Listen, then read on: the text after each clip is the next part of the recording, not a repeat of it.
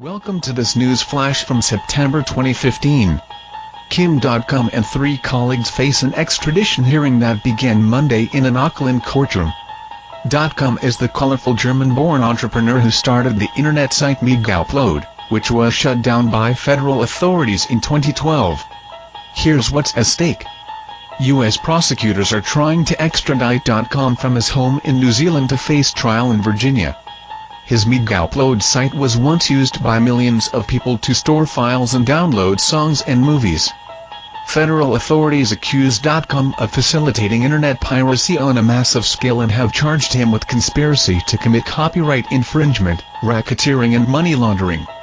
Dotcom argues that plenty of people used his site for legitimate reasons. He can't be held responsible for those who chose to use it for illegal downloads. As well as Dotcom, the U.S. is also trying to extradite former Megaupload officers Matthias Ortmann, Bram van der Kolk and Finn Bautado. The hearing is expected to last about 4 weeks. U.S. prosecutors don't have to prove Dotcom and his colleagues are guilty.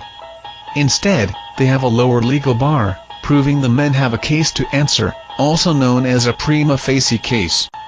It's similar to the level of proof that prosecutors would need to launch a criminal trial in the U.S. The defense has argued since his arrest that Dotcom should never have faced criminal charges and that any case against him should be heard in civil court. They argue that prosecutors have overplayed their hand, knowing they needed a criminal case to effect an extradition. In an affidavit for the defense, Harvard Law School professor Lawrence Lessig argues the criminal copyright infringement applies only to people who directly download or steal something and not to secondary parties like website operators. The defense also plans to argue the hearing should be delayed. The money, defense lawyers say that they have been hamstrung because Dotcom and his colleagues don't have access to their money in order to mount a robust defense. When Megaupload was shut down, prosecutors froze tens of millions of dollars in accounts in Hong Kong and New Zealand. New Zealand courts have since allowed Dotcom some living and legal expenses, but not enough to cover all his legal bills.